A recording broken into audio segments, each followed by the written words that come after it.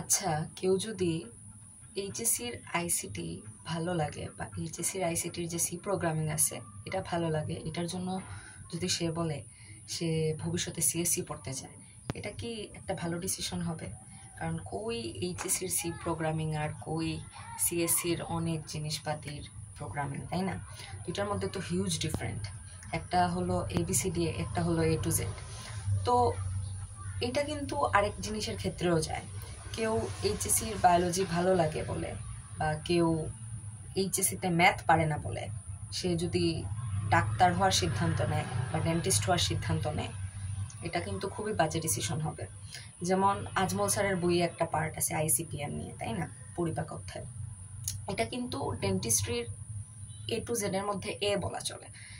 তো just a পছন্দ হয়েছে বলে তোমার এ টু জেড পছন্দ হবে, বা এ পছন্দ হয়েছে বলেই তুমি এ টু জেড এর দিকে যাচ্ছ, এটা কিন্তু ঠিক না।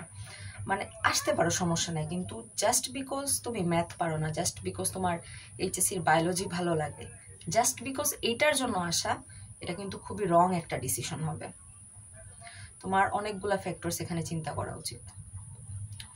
আর আসলে অনেকগুলা ফ্যাক্টরস আছেও, কারণ ধরো তোমার ফ্যামিলি প্রেশার থাকতে পারে, বা সোশিও ইকোনমিক দিক, বাংলাদেশের দিক থেকে বা ওয়ার্ল্ডের দিক থেকে তুমি কোন প্রফেশনে যাইতে চাইতেছো, অনেক ফ্যাক্টরস চিন্তা করে তোমার আসা উচিত। বা তুমি নিজে কি চাইতেছো, বা অনেক সময় দেখা যায় যে পিয়ার প্রেশারে পড়ে, বা ওই যে স্ট্যাটাসের কথা ভেবে মানুষ এমন এমন সাবজেক্টে পড়তেছে বা যেটাতে আলটিমেটলি ওরা কখনো দিন শেষে স্যাটিসফাইড হইতে পারবে না।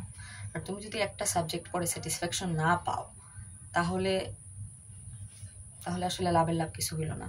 তো অবশ্যই ডাক্তারি লাইনে আসো, সমস্যা নেই, অবশ্যই ডেন্টিস্ট্রি লাইনে আসো, সমস্যা নেই, কিন্তু জাস্ট বিকজ ফ্যামিলির pressure, just because status, just because তুমি ম্যাথ পারো না, জাস্ট বিকজ তোমার এইচএসসির বায়োলজি ভালো লাগে, জাস্ট বিকজ এই জিনিসগুলোর জন্য আসিও না। ওভারঅল চিন্তা ভাবনা করে, অনেকগুলা ফ্যাক্টরস আছে বলার বাইরে, ওইসব চিন্তা ভাবনা করে তারপরেই আসো ডেন্টিস্ট্রি লাইনে বা এমবিবিএস লাইনে। একটু কি বলার ছিল?